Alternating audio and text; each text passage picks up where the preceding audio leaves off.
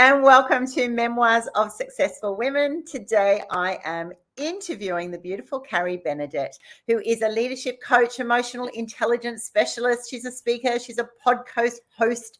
We're going to be talking all things global leadership because that's her specialty niche. Carrie comes with 24 years of industry experience in creating, leading, and hosting leadership experiences, programs, and courses internationally. She has a global conference presence, definitely, and she's also got her own podcast, Thriving Matters. So welcome to the program, Carrie. Oh, thanks, Annie. What a lovely roundup. When you listen to those, you just go, whoa, do I do all of that? It's just pretty amazing, isn't it? I'm happy to make you sound amazing because you are amazing, right? I know, it's just that we don't say it ourselves. We're like, yeah, right, I'm doing pretty well. I wonder if that's something about our generation. My daughter will say to me, Mum, you girls, we talk about you, our mums, not in a bad way, but just realizing that you really were trailblazers. You got into a position where you were doing a lot. Part-time work was coming in, and we had our families, and so. And we juggled big families. I know you've got 4 kids. I've got 5 kids. It's like, oh my gosh, like you're just doing a lot. You're trying to do it all right. We are the era of superwomen. Well, I did. Every now and then I hear myself say, I just tried to be Mrs. Perfect. And, I had 2 sets of twins in 2 years, so I unfortunately didn't have that luxury. I could not be perfect even if I tried. Oh, hats off to you. My gosh, you are a superwoman. Would you believe I've got a Wonder Woman suit? I've got the costume. Oh, I love that. I bought it for my grandkids because there's 7 little Australians at the moment, and that's just the joy, isn't it? But I've been, sort of tagged or tempted by others to dress up, so I put it on. People just go, oh my God, I can't believe she does that. I know, I love it. I love it. When you get to our age, let's just say, you just get a little bit quirky and eccentric, or more so than you were before, and I absolutely love it. I've got the same. I've got a tiara, and I just walk it around and go, Mum, they go, oh, Mum's just gone queen mode again. And I'm like, yep, totally, just rocking it. I'm just getting my little mojo here. It's like queens can do anything, so I'm just recentering.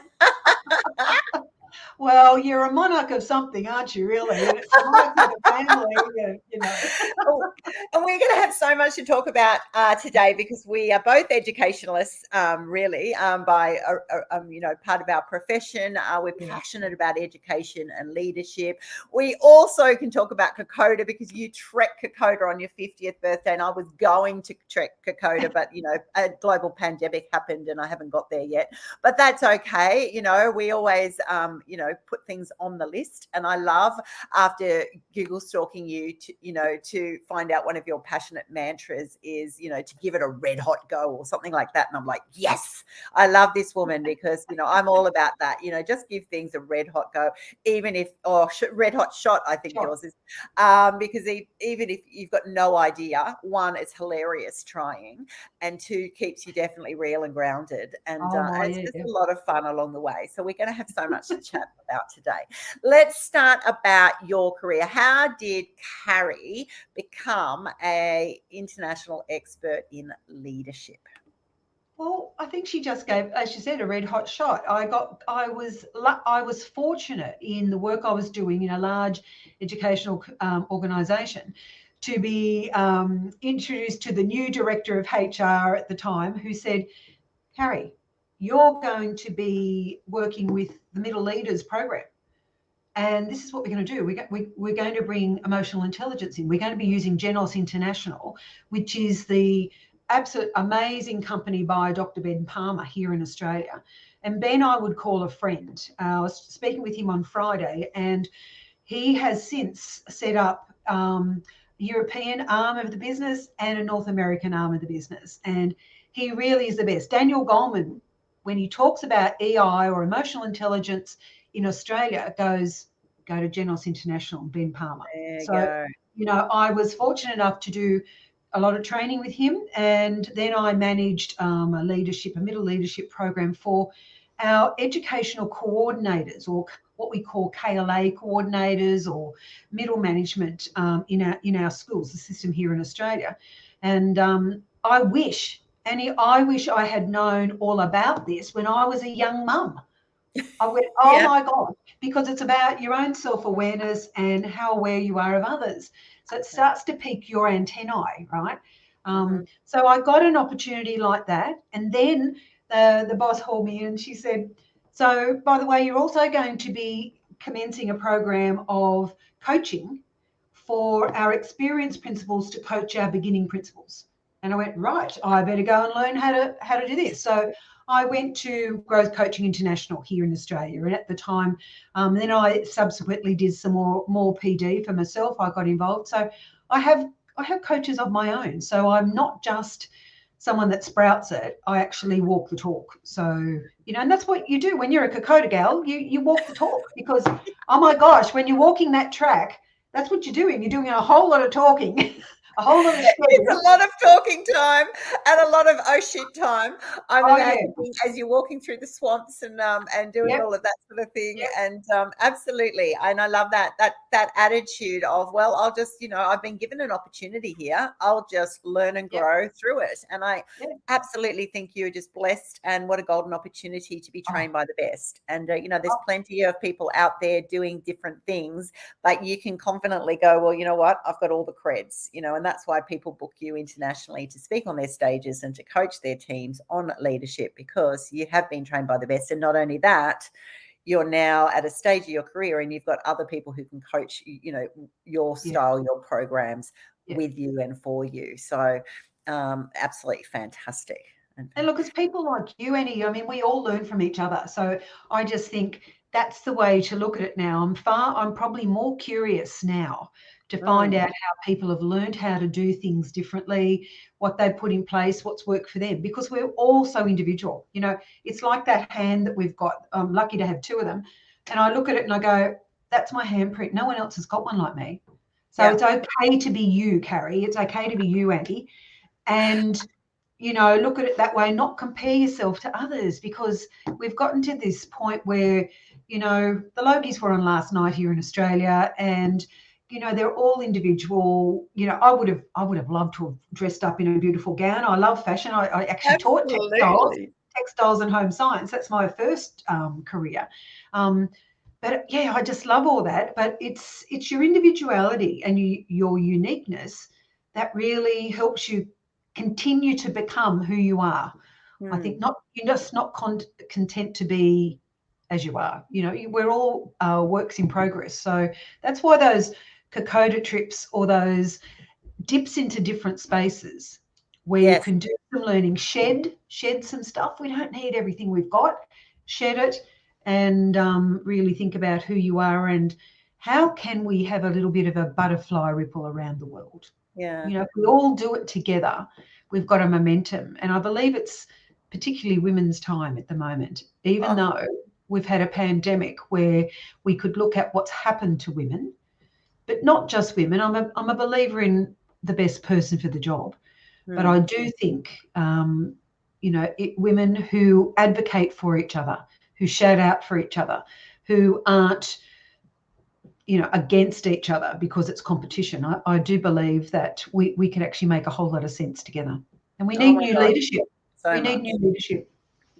Exactly. Because we are role models for people coming through. So we need to, at our age, which is what we're doing globally at the moment. I agree. There's a massive surge of women rising and really finding their own space, but also for us to be role models that are respected, that are valued, because we didn't have often those role models. We didn't have our careers in those spaces. It was very competitive.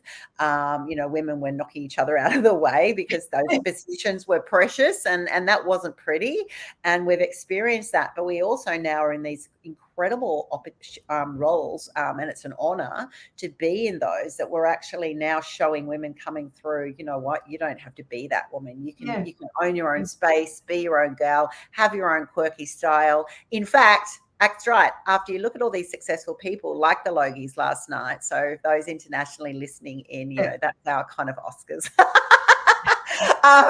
In Australia. And that's it. You look at that, you look at any singers, music awards, bits and pieces, all those people are so unique. You've got to be unique to thrive. You've got to be, you've got to know your own space, have your own unique value. And so while most of the world that we live in is very generic and tries to, be similar to others, actually, most of the people who rise above that are incredibly unique, right? And you know what? I think you had the magic word in there. You made me just think. You said thrive, and I use the word thrive a lot, but yes, it's not easy.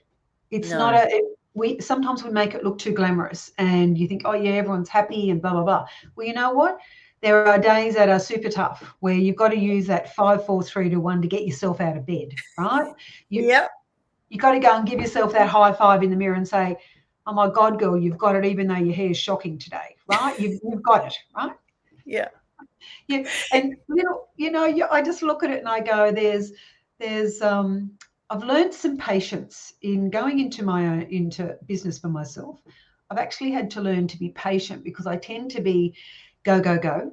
And, I was always, there was a job to be done. That's that notion of Mrs. Perfect years ago. But now I just go, you know what? I'm going to leave that dust there. I don't need to do that today. Not interested in that anymore. I'm interested in in connecting and saying hello to someone I haven't spoken to in a while and might be doing it tough, I'd rather do that or make another connection, COVID was a plus in a way because I got to go around the world probably more than they would have physically, right? So and you look, I believe people are intrinsically good, Annie. I just think there are so many of us that we've got some similarities and we've got some differences, and that's the curiosity. I think it's fascinating finding out about people's stories. And my gosh, as you know, people's stories are phenomenal. Oh, so phenomenal. I'm like you. I just now touch people around the world every day, actually. It's just such a joy for me. And obviously, we're in a similar space in that way. And oh my gosh, every person I meet now, you just go, incredible stories. You just dig a little bit, not much even. And it's just like stuff just explodes, and it shows you how diverse people are and that their challenges, are real challenges, unpredictable challenges, things that they, may never have believed would have happened to them. But then through them, and not that we love it when we're there, through them, you grow. Through them, you eventually thrive because it just makes you dig deep, right? It makes you evaluate your, your values, your responses, your, why am I reacting this way and other people don't? How can I somehow turn it into a positive? I've got a number of people who are now running for purpose organizations because of their challenges and their situations. And that's a really great thing because they're so friggin' passionate about them and have that never say never attitude, or give it a hot shot in Carrie's words. So what have you found about people when you're getting asked to speak on leadership globally? Are there different requests from different areas of the world, or is leadership in your perspective? I often get asked to talk about, the personal, the sort of what the personal side of leadership is. So what your personal values, beliefs, and assumptions are, and how you can be more focused on the people that you're leading. So to lead others, you actually have to be able to lead yourself. And understand yourself. So get asked to talk about that. I still have a really strong interest in education, and so a lot of the groups are education based. More and more, it's about we're in a mode now where we're talking self-care, in being able to be all things to all people, which is a hard job. It's a bit like politics. Really, I think. And so, you can't, I don't believe you can be all things to all people all the time. You actually have to be strategic. You have to be able to be human-centered. And I really like this notion of understanding that your heart, your value system has a huge role in your leadership. So that's one of the others. Look, I basically general sticky beak and busybody about leadership, but I'm an advocate for the elders of the tribe being there to mentor and coach and be a support for our young leaders. So very, very strong around mentoring and the role, or how organisations have dismissed a lot of their experienced people because they're seen as old, or there's some ageism there, or they're seen as outdated. But if we actually go beneath the surface, we can actually see, well, for them to have had a career in this industry, they've actually got some huge skills, and we shouldn't put them out to pasture. We should actually use them we should use them as the elders, like our Indigenous communities.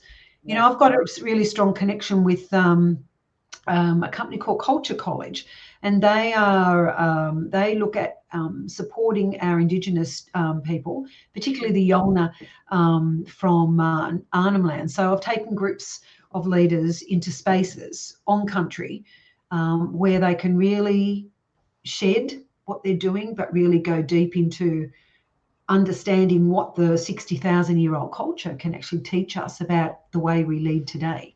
And just understanding the kinship of our Indigenous, particularly in Australia, our mobs here, is just fascinating. It's quite ordeal, but it is respectful. There's a huge respect. It's grounded in respect and a care for what we have been given and what we live on. And I think that's something that that most leaders are actually looking at. You know, whether you're running or CEO of a large company, doesn't matter what industry you're in, people are still involved. Not all industries have lost people. That's a bit of a misnomer. We can use artificial intelligence and mechanisation for good purposes as tools, but we still have people. So it's hashtag absolutely. People are the profession. Yeah. You know, if you look at some, you know, even here, I've got a colleague who works at PwC. It's like 10,000 staff, you know, and or if you work at the airport, it's like, you know, you could have 100,000 people on your books. You just don't, you know, people are still, you know, the whole center of any organization, you know, whatever that organization is. And let's face it, we give it the personality, we give it the flavor, and sometimes that's challenging to sort of streamline.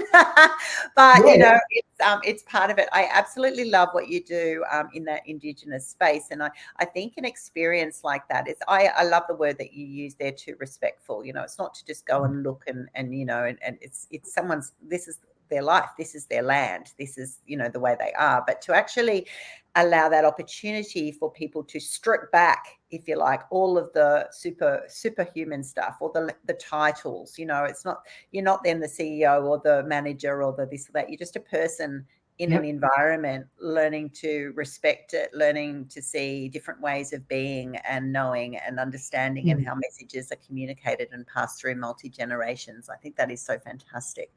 One thing I think is challenging too, when you spoke before, is that, you know, when you mentioned that ageism, there's a couple of factors there. Yes, there is ageism in workplaces. And I remember once when I recruited even a man, I think he was only 54 or 56 or something. And after I recruited him, he just came back to me with these, you know, we'd done everything and he was on his first day, and he just came and squeezed my hand. He went, "Annie, thank you so much for taking a gamble on an older man, you know, and like at this stage of my life." He obviously thought it was going to be very, very difficult. So not just for women.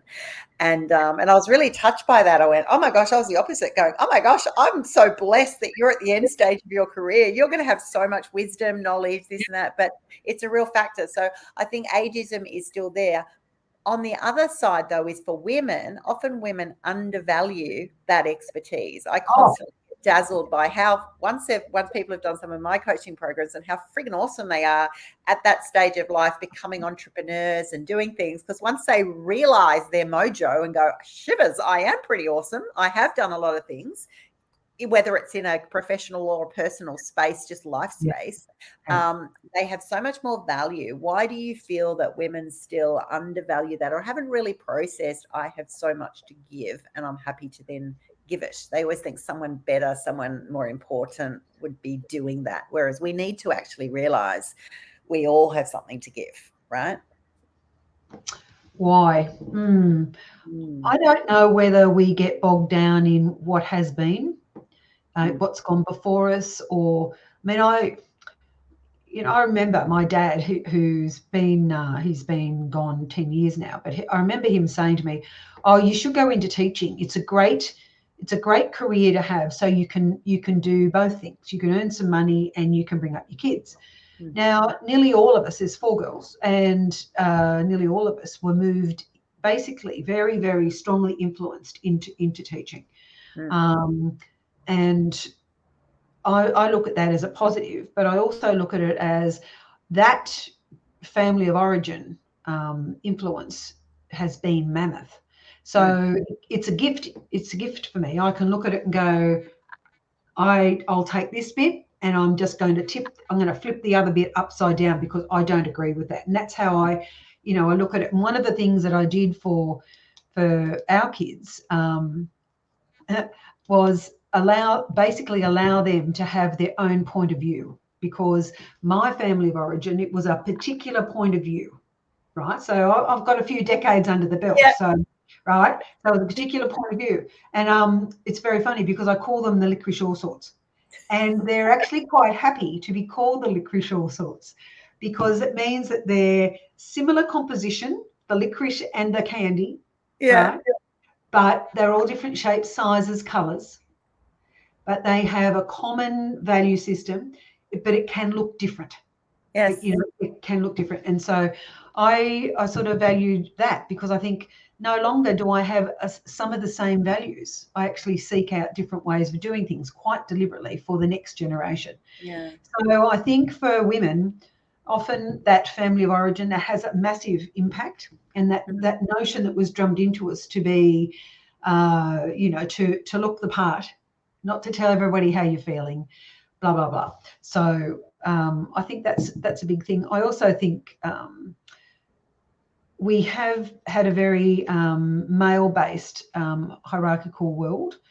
But if you look at politics, religions, even education, who gets the opportunities. So it's time just to flip that around. And I don't know.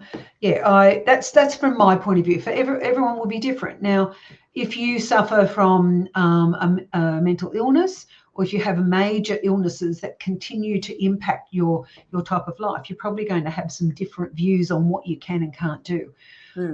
I don't think we grew up in a country that was as inclusive and diverse as we taught. I think the rhetoric was there, but not the action and the behaviour, and I think that impacts as well. I don't know. What do you think? What would you say? I totally agree with all of that. I was definitely, my backstory, I've sort of pretty much, I became a nurse for those reasons. It was nursing or teaching, and I always wanted to be a business manager. And so, through 5 children and 3 degrees, I sort of did this massive bow curve and finally ended up to where I believed I should have been. Definitely could have been easier if I went from A to B instead of, A to Z. But saying that, it's also enhanced, once again, my journey, because I've done the road less traveled. I've multi-juggled everything. And that's actually probably one of the biggest value adds in my coaching, because this woman's friggin' gone and done the hard yards and done it, all that sort of thing. I love, though, it's about awareness and it's a ripple effect. I love what you said with the butterfly effect before too, is that once we are aware of that, I was that sort of thing. My brother went to private school. I went to public school. They were encouraged to do, the businessy things, even though they didn't do it. And I was sort of like, just do that, do something safe, because then you'll be a better mum, and all that sort of thing. So it was really interesting. Now, was that bad? There's no judgment on that, because that was the era. Society does what society accepts, right? And so I don't look back and go, well, they're terrible people. They just wanted you to, that was what people did. Yeah. Saying that, when we had this awareness in our culture, exactly that, you call yours licorice, all sorts, and I walk around and go, life's like a box of chocolates. We got lots of chockies in this house, and that's exactly it. One of my sons has become a fintech founder, another one works in anti-money laundering or something, and one of them's a teacher, one of them's been a baker, one of them's doing statistics, whatever. They're so different, and the difference, if you actually then flip that and go, well, here I even in my family, why would 4 daughters or 4 kids in your family all be great for teaching like they might have been, but statistically probably not all the same. So it's one of those, we all used to do the same sport, whereas now when I raised mine, it's like, well, one did ballet, one did whatever. Now it makes it hard, but it brings out their uniqueness and their authenticity. And I think moving forward, where we've been a generation that hopefully has actually gone and encouraged that difference and follow your dreams and your hearts. Now, it's not always easy, because sometimes the road usually traveled is an easier one than some of my kids who just change degrees 3 times and try and work it all out the modern way. But at the end of the day, I have a belief that you actually get there, right? You go, well, no one's pushed me here. I don't have that resentment. I haven't done 4 years at university and go, I never really wanted to do this degree anyway, and now I'm a bit miserable. At least you've followed your path. And I think it has been an awakening of our generation. It's now to go through this next generation of, them, which are really different. I've got 4 Gen Ys and 1 Gen Z. And oh my gosh, like even in generational changes, it's so different in their mindset and their thinking and the way they operate. So I think it's just we're all evolving, and I think society hasn't supported women in that way. I think now we've got a bit of a global roar happening, which I absolutely love, from women saying we need to do things better. The statistics on pay gap and women in positions of influence and power are really poor, and they've gone actually backwards in the pandemic, because so many women have self-sacrificed to then raise children and their jobs and so forth. So I think that the pulse is we've got to get this right. So that's why I absolutely love having these conversations. Let's shift to kokoda. So what a kick-ass woman you are. I absolutely love this. What made a woman, and I read on your backstory, you hadn't even been camping, for goodness sake, and then you decided, hey, I'm going to do something really extreme. I'm going to go and do the Kokoda Trail in Papua New Guinea, for those who aren't aware of Kokoda, which is one of the hardest treks in the world. What made you think, I'm going to do this? Did it just feel like a good idea at the time? And how was your experience, and what did you learn along the way? Well, my husband said to me, "Are you stark raving mad?" That was number one. Luch said, "Are you stark raving mad?" I remember ringing Danny and he going, "Oh, for crying out loud, what's wrong with you, girl?"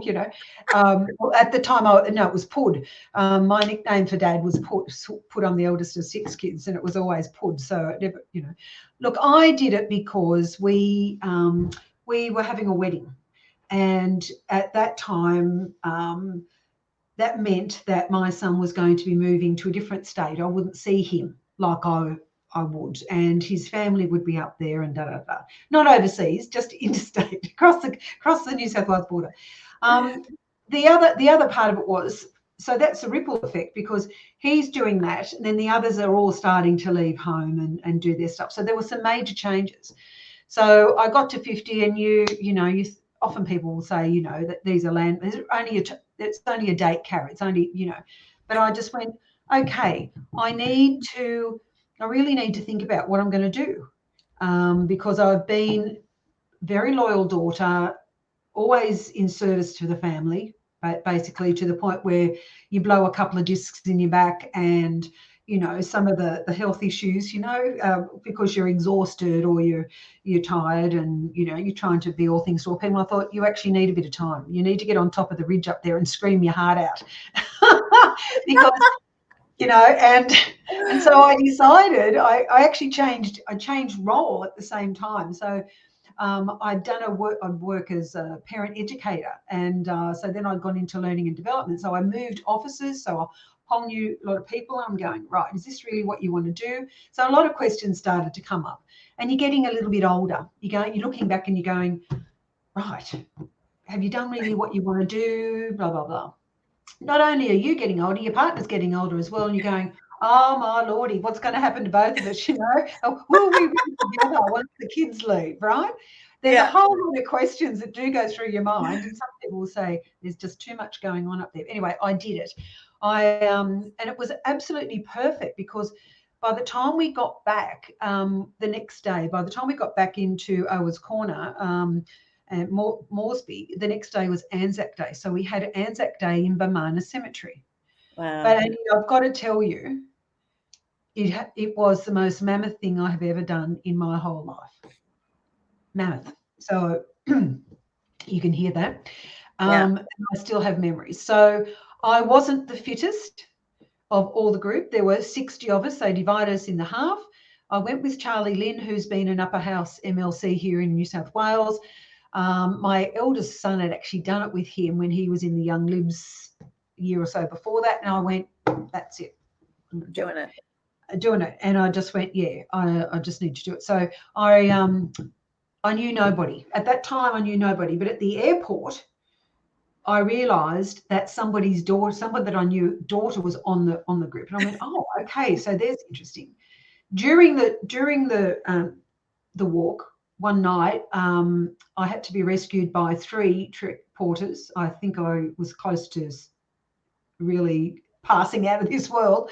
I was wrapped around a rubber tree. It was monsoonal rain, and we were on part of a track that had just been discovered. So Charlie had sent us off. So 3 of the guys, I had to actually let go of my hands around the rubber tree, and it was basically straight down the ridge, and I had to let go and trust people I didn't even know. So 3 guys pulled me up, and I came into camp that night shaking. And it wasn't until I was, they all the rest had kept food for us. There was only 2 others that came in late, and I was one of them. And this other guy just said, and I realised that I knew Trevor. We'd been on parent groups, representative. What's the likelihood? So that was the second one. And then the third one was during the walk, this particular day, I just kept saying, is anyone here called Peter Davis? Anyone here called Peter Davis? All of a sudden on this particular day, Charlie had told me, he said, yeah, Pete's coming along. He works for, he's part of the group. And this particular day, this voice goes, I'm Peter Davis, who wants to know? So I could not believe what happened, right? Those 3 people. And he goes, Carrie, and in those days I would have been known as Caroline. That was the official birth name. And he and I both left for a couple of years of boarding school from the country town we grew up in. Yeah. And it was phenomenal. I went, of all the places, of all the things to happen to me. So what is this thing about connection? So, so that's strong. But I lost 7 toenails. I had no skin on the back of my heels. And I was black and blue downside because it was unseasonably wet. I lost 10 kilos in 8 days. So that's how hard. It's life-changing. Yeah, that's hard work. Oh, my gosh. And the piece de resistance was the guy I had, the porter I had, a lovely guy called Jobson. He was he'd done some accountancy, he had his own little business, but it was still an honour to be a porter for the Kokoda Trails. He said to me as we walked into Kokoda the last day, his mates were coming towards us, and they're all speaking in pidgin, and I'd picked up a little bit, but not a great deal. And he said, Carrie, they're talking about you. I said, oh, what are they saying? They said, you must be one strong woman because you shouldn't have finished. We airlifted 5 people out of 30. We airlifted 5 people out because of injury and I came home. For crying out loud, why would I come home? So I reckon it's all here, and whether you think I'm crazy or strong, it doesn't matter. Well, I love it. I think it's both the same, right? I think because I get called crazy regularly too, and I think we're very similar in our energy and our mindset, and that's right. It might be a little bit crazy. Actually, it might just be mental toughness. That mental toughness actually goes and says, yeah, you think it's crazy. I actually just think all things are doable, and I've just got to work out the way to do it, and I've got to lean into it, and I've got to let people help me, and then be guided and trust. There are so many learnings. I know, right? When I did Everest Base Camp and high passes, that same sort of thing. You go every step, you go, oh my gosh. And when you get to those camps and you go, well, my head at times said, are you nuts? You're not going to get there, because everyone has these voices. And then you go, well, if I did it, then I can do it the next day, and I can do it the next day. And unless something unforeseen happens, then it's just one foot in front of the other, right? And you get there. Yeah, exactly. So I tell you what, total admiration and respect to you, Carrie. Incredible experience. Now you go through the core. Oh my gosh, this is phenomenal. I needed to do it. And the boldness, by the way, the boldness to go and do it by yourself, just go, yep, I'm just off and away. I'm having this 50 moment, and I'm going to come back as this, woman of, you've certainly got time on the trail to think think if you had a busy life and you feel like you haven't had time to stop, go on a trek, because then suddenly you get hours with your own thoughts. And it is life-changing though, right? And you often think, I don't know if you're like me, I used to think, oh my gosh, I wish I'd actually had this time, not to become self-obsessed, it's not self-absorbed, it's actually to get to know the raw you, and you having these moments, which is why some people have those gap years and go backpacking. I didn't. I just got pregnant and had kids. But Me too.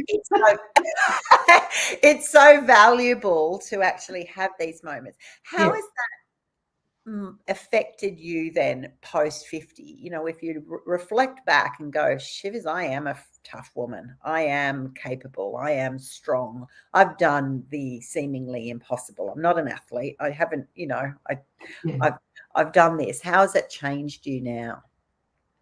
Well, I look for opportunities. Basically, COVID's sort of slowed me down a touch, but I'll be back out doing walks and arranging stuff like that. But it's a belief. It's more about your self-belief, I believe. That's the change. So when I left the organisation I'd worked for 24 years, I just went right on my own account. I'm not waiting for someone to say, Carrie, you're too old, or we're rejigging again, or blah blah blah. So I went negotiated my own way out.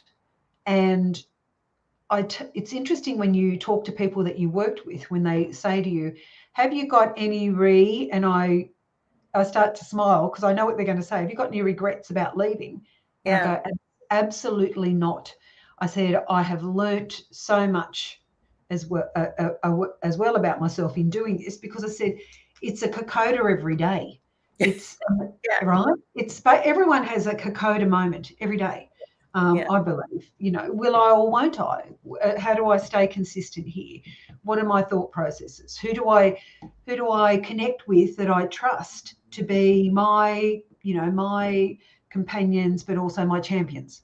How do I do that? How do I seek it out? So I'm like you, Annie. We can talk to anybody. I talk to anybody in the street. I bump into, now more than ever, I trust my intuition, and that was never the case.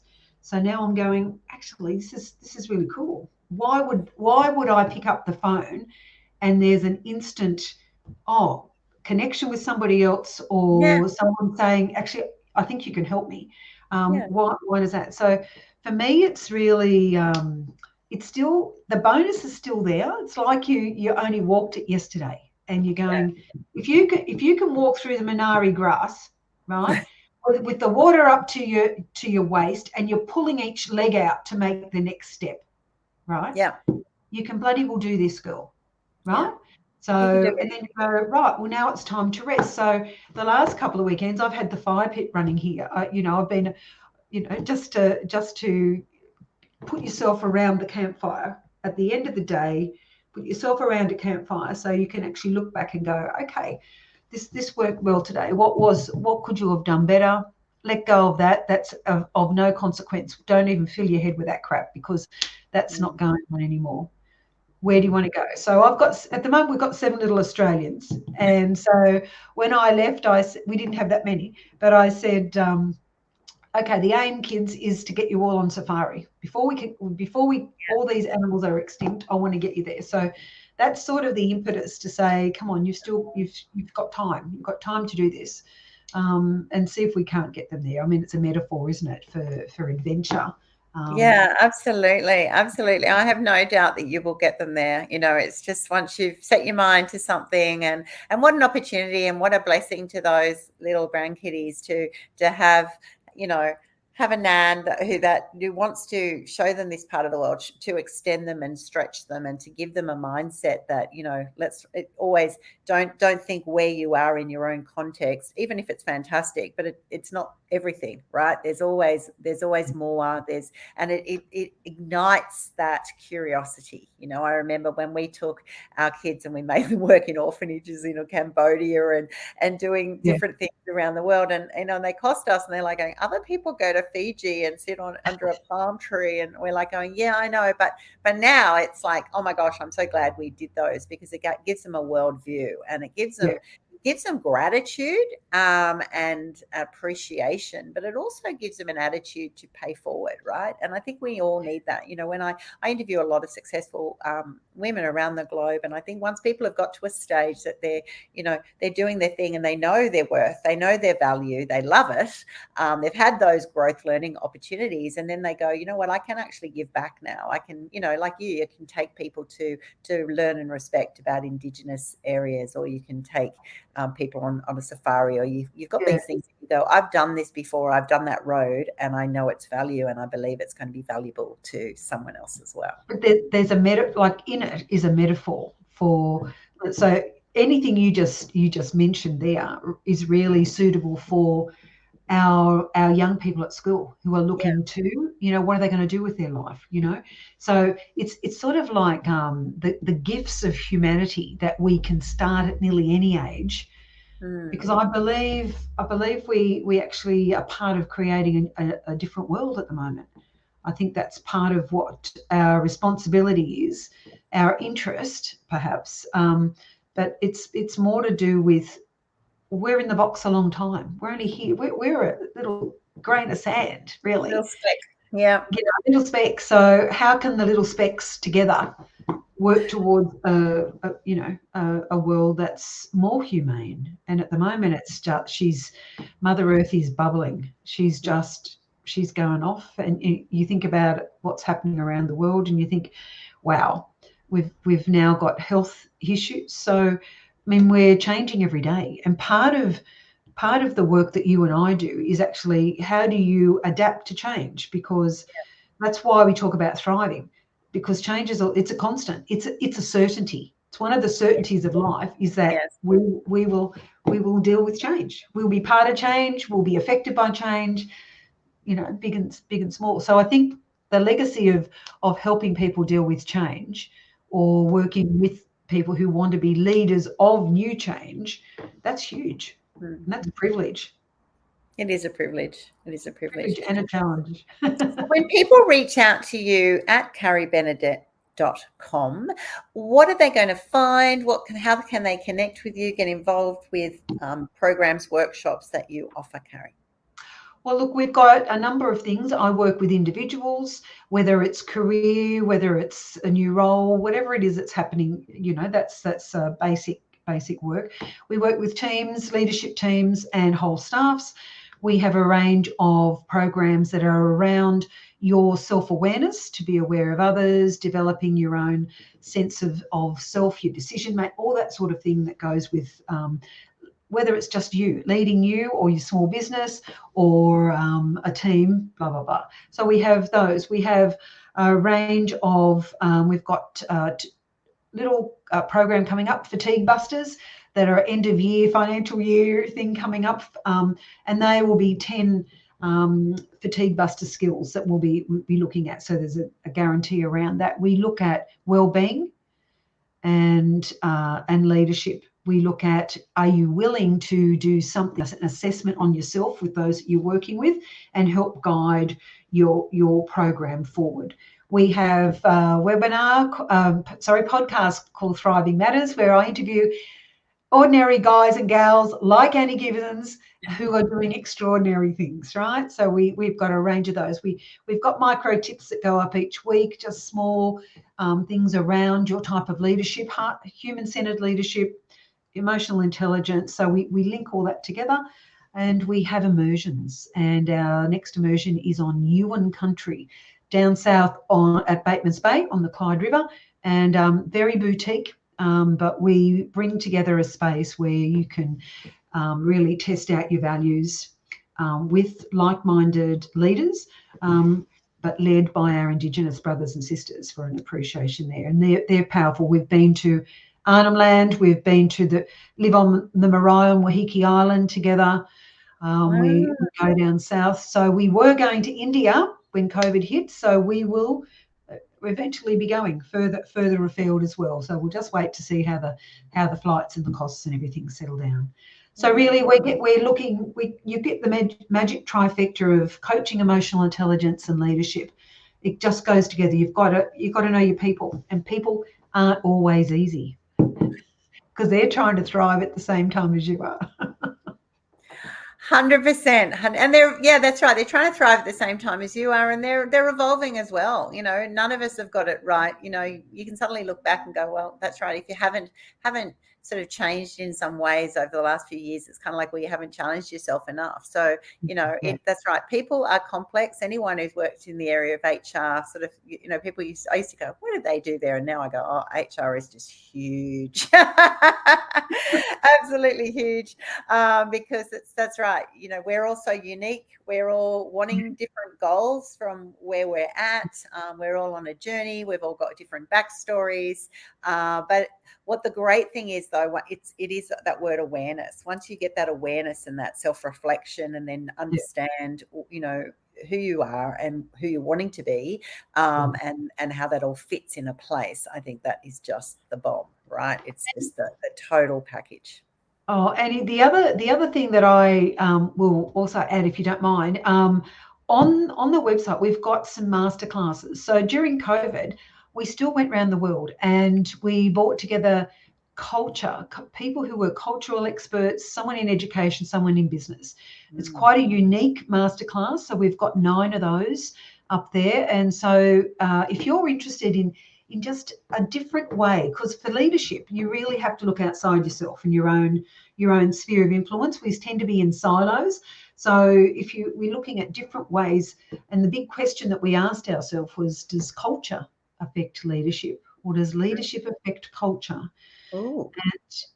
And so those masterclasses are on our website, as well as the tips, blogs, all that sort of thing. But you may be interested in the Global Leaders Thrive program. It's fantastic. Yeah. Oh, fantastic. And that's it. And because we're in a new post-pandemic world, it's right. Anyone in the world listening in can just go to carriebenedet.com. You can see her masterclasses. You can book in. You can chat to her about anything else that we've discussed today, or what's on your heart. She's here to serve you in this way. You've got a woman who's had a breadth of an entire couple of decades of industry experience, who's now gone and actually created a business, because this is the way we should do leadership. This is the way we can actually love our people. This is the way we can grow together in a very progressive way. You can see why I was attracted immediately when I met Carrie through my business networks, and that's exactly what it's about. It's about 2 women just going about doing our businesses, connecting, supporting each other, seeing opportunities. How can we help? That's right. As soon as I met Carrie, she's like, how can I help you? And it's kind of like, yes, we want to all be able to do that to each other, and we want to make it easy for that next generation coming through. And so even if you're not even thinking, you're not even calling yourself a leader, right?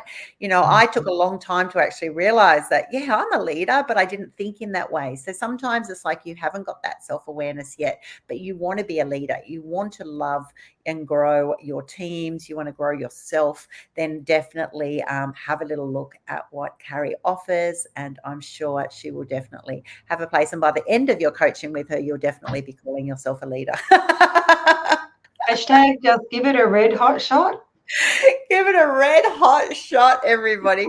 Well, thank you so much for being on my program today. It's been thank you. enjoyable conversation, and you just keep doing what you're doing. Absolutely fantastic. I love everything that you're on about, and all respect to you and your team, because you're doing a lot of things. You're giving a lot of value to your clients, and I think it's absolutely fantastic. Perhaps we should have a walk together, Annie, with a couple of others. I'm thinking we should. I think we should actually not only have a walk together, I think we should have a retreat, like I'm doing, like Lara Pinter next year, or things like that. We could actually have That's what I was just about to say. In Australia, and go, you know what, women, so sorry, it will be one of those physical, I can actually physically hug you and laugh at you and cheer you on experiences. But don't you think it's time for something like that? I'd be all into that. So let's have a little back chat and see if you and I can align. I'm sure we'll get a group of women who go, you know what, let's just do a trek. You don't have to lose 10 kilos in 8 days. It'll just be an achievable, like, let's just get you going. But the value is, the walk and talk is priceless, right? The value of getting yourself out of your comfort zone, stripping back, if you like, the all of the hats that we wear and that we juggle, and actually just to be and the mask. And then when you push yourself in little ways, you know, you might need to walk through a little creek with a backpack, or you might need to, you know, you might have a little stumble, and it's just in love and it's in growth, and you learn about yourself and you learn about other people, and you come back transformed, absolutely transformed. So yeah, I think we should definitely make it happen. Let's do it. I was going to say to you, how about the Lara Pinter Trail when you said it? See, we're just sisters. We're like twins, aren't we? Right? Well, I'm doing Lara Pinter in June, so hey, I've already got a booking. Maybe I should just extend it. My poor husband will get a surprise. I'll go, what? More people coming? Let's definitely talk about that. All righty, guys, we're always evolving, as you can hear on my podcast. You know, there's always another opportunity, and we go, oh, once you get two curious minds in place, we're like, let's do that. I think that would be friggin' awesome, and I'm thinking that's a goer. All righty. See ya. All right. Bye.